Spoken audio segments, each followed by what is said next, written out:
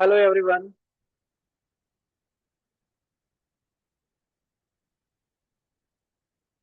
I'm a mechanical trainer. My year of experience 10 years. I recently created and start my channel eLearn Academy.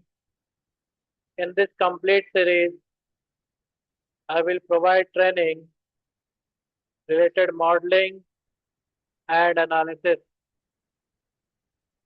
So let us start the session of Solidworks. How to start application, double click to start application of Solidworks.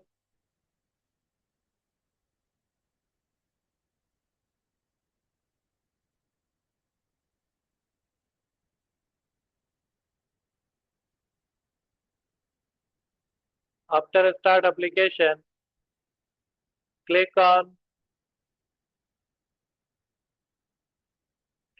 new, select part, select OK.